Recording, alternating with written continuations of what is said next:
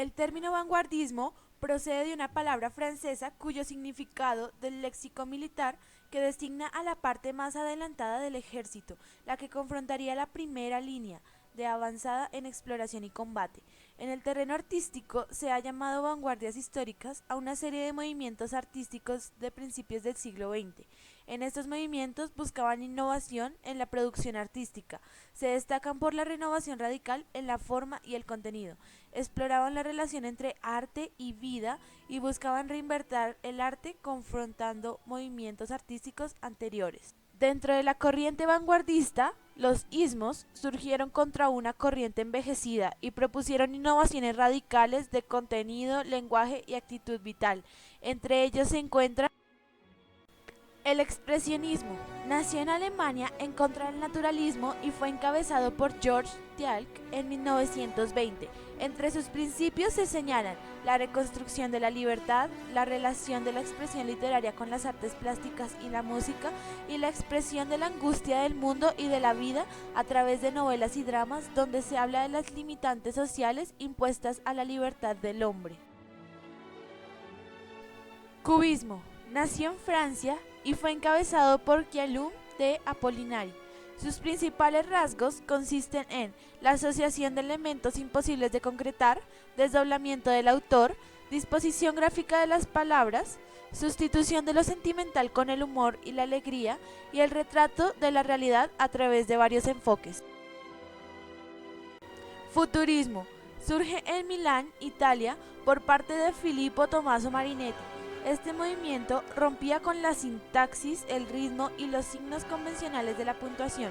Consideraba como elementos principales de la poesía el valor, la audacia y la revolución, ya que se pregonaba el movimiento agresivo, el insomnio febril, el paso gimnástico, el salto peligroso y la bofetada. Tenía como postulados la exaltación de lo sensual, lo nacional y guerrero, la adoración del maquinale, retrato de la realidad del movimiento, lo objetivo de lo literario y la disposición especial de lo escrito, con el fin de darle una expresión plástica. Dadaísmo. Apareció en Zúrich, Suiza, entre 1916 y 1922, con Tristán Itzarra como su fundador. Fue una oposición al pasado violento de la Guerra Mundial. El poema dadaísta suele ser una sucesión de palabras y sonidos, lo que hace difícil encontrarle lógica. Se distingue por la inclinación hacia lo dudoso, terrorismo, muerte y nihilismo.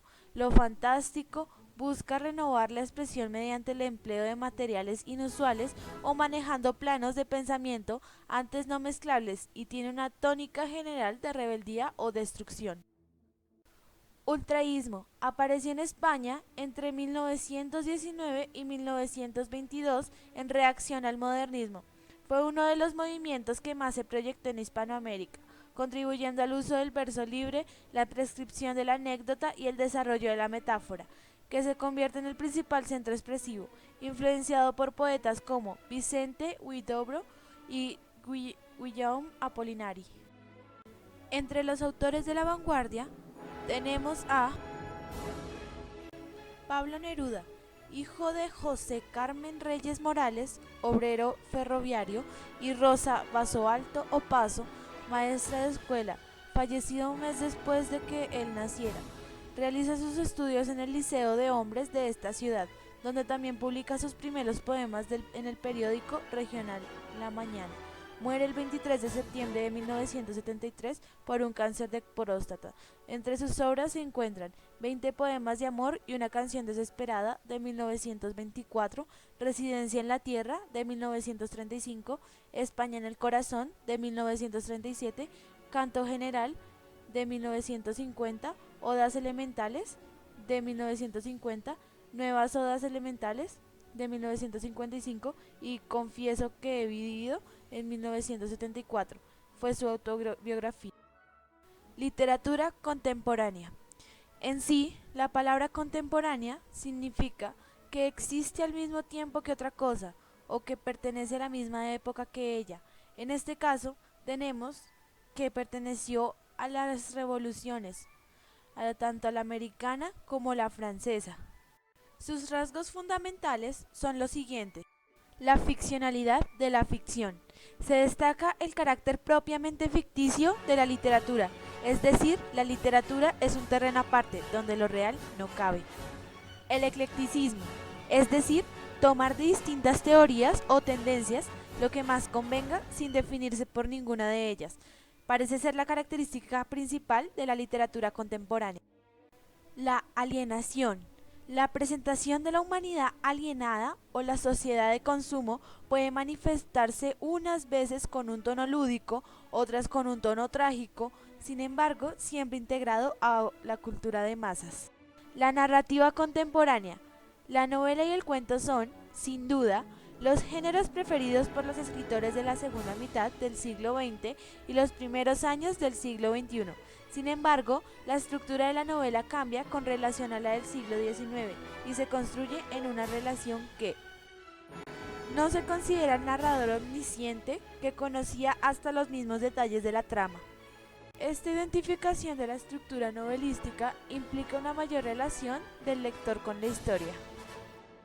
El tiempo también ha sufrido un cambio sustancial, no por las narraciones ni cronologías, sino por los personajes que entran y salen de la historia en tiempos indefinidos.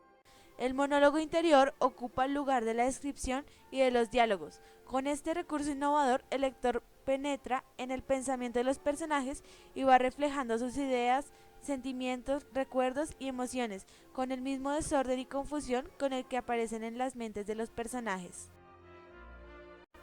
Camilo José Cela, España 1916 a 2002. Escritor español, premio Nobel, autor de obras narrativas, poesía, memorias y libros de viajes. Nació en Iria, Flavia, Galicia. Estudió en la Universidad de Madrid y luchó en el bando franquista durante la Guerra Civil Española. Posteriormente, rechazó la dictadura de Franco y mantuvo una actitud independiente y provocativa. Su estilo inicial, conocido con el término taurino de trementismo, queda patente en su primera novela, La familia de Pascual Duarte, de 1942. Debido a problemas con la censura, La Colmena, de 1951, una de sus novelas más destacadas, en la que presenta la vida miserable de un célebre de Madrid de los años inmediatamente posteriores a la Guerra Civil Española, tuvo que publicarse en Buenos Aires.